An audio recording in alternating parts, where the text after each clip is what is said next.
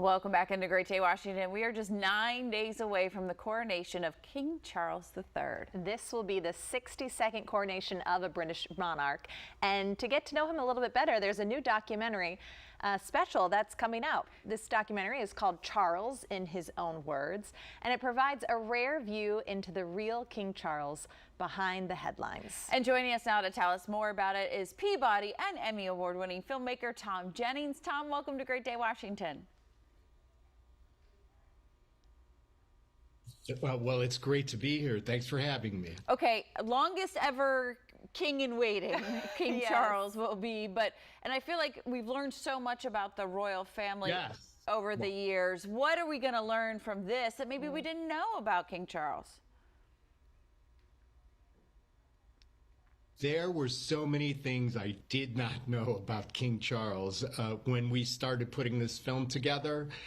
It really is extraordinary. We were trying to look at his past through themes in his life and try and let the audience extrapolate forward what that would mean as when he becomes king. And we looked at things like there's a theme called the Rebel Prince, where he's always been a bit of a rebel. He's done things differently than previous Prince of Wales.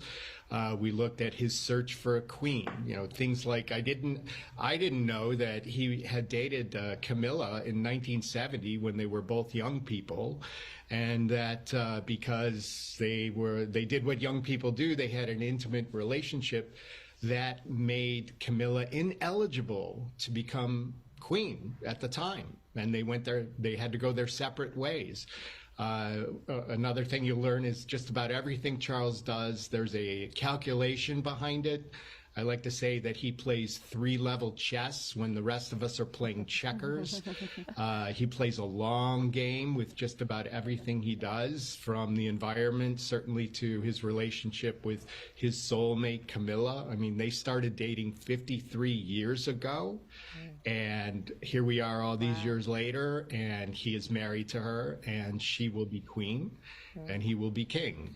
But there's also so much texture to his life that I was unaware of, how his early relationship with his sons, and how he has handled the media, both good and bad, over the years. Do you think it might change our perspective of him, learning some of these other things? Because I think so much of what we sometimes think of as Diana, right? And that whole mess. Do you think it will change how people see him? Yes, to a point. I agree with you. It was a mess. I found out an interesting fact that we discovered was that in 1993, after they had separated, there was a Gallup poll done in the UK asking about the popularity of Charles, and his popularity rating was 4%. I mean, I think the pandemic could get more than 4% in a popularity poll. I mean, how do you recover from that? But he certainly did. He's very popular now.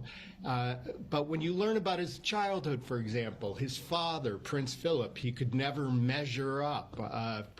Philip sent him to boarding schools that were very tough, including one in Australia, kind of out in the outback, to make a man out of him. And Philip said at the time, can you imagine your own father when you're 15 or 16 saying, I'm gonna put some steel into him, or I just give up. And that's how he was raised, with a disapproving father and a very distant mother. So much to learn, and our fascination continues. Tom, and who else to bring it to us than you? Thank you so very much. And you can watch Charles in His Own Words this Friday, April 28th at 10 p.m. on National Geographic, or you can stream it on Hulu starting May 5th.